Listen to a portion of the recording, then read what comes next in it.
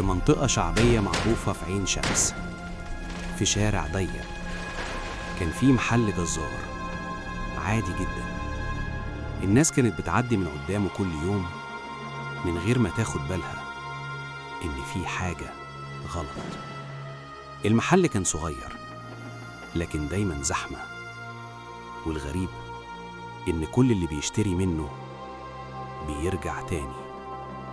بيقولوا إن اللحمة عنده طعمها مختلف، بس مش كل الناس كانت مرتاحة. واحد من سكان المنطقة قال إن كل ليلة بيشم ريحة غريبة طالعة من المحل، ريحة مش لحمة. في الأول الناس قالت عادي، يمكن بيشوي، يمكن بيخزن، بس الموضوع ما وقفش هنا.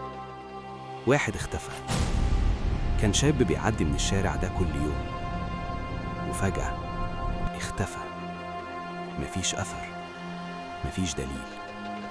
وبعده بيان واحد تاني، وبعدين واحدة ست، 3 في أقل من أسبوع. ساعتها الناس بدأت تربط، كلهم آخر مرة اتشافوا كانوا قريبين من محل الجزار، بس مفيش دليل ولا حد شاف حاجة، لحد ما حصل موقف خلى كل حاجة تتغير.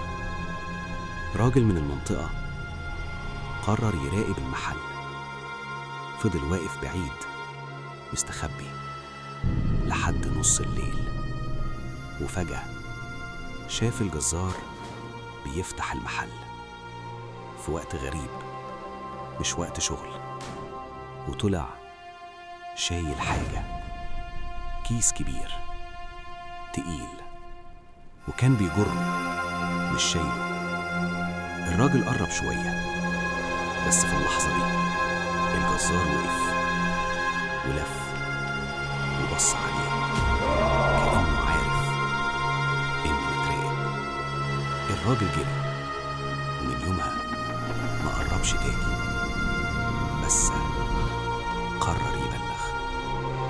الشرطة وصلت، فتشوا المحل، كل حاجة كانت طبيعية، تلاجات، لحمة، أدوات، مفيش حاجة غريبة. لحد ما واحد من الضباط لاحظ حاجة، أوضة في آخر المحل، البلاط فيها جديد، لحد ما قرروا يكسروا. أول خبطة مفيش حاجة، تاني خبطة ريحة بدأت تطلع، ريحة بشعة، مش لحمة ولا حاجة عادية. ولما كسروا أكتر الحقيقة ظهرت. تحت البلاط كان فيه أكياس كتير، جثث متقطعة. الصدمة كانت أكبر لما التحليل طلع إن اللحمة اللي كان بيبيعها مش لحمة حيوانات، كانت بشر.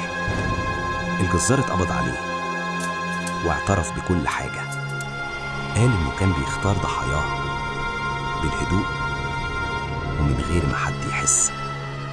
بس السؤال اللي لسه محدش عارف إجابته، كام واحد فعلا اختفى ومحدش بلغ عنه وكان زبون في المحل؟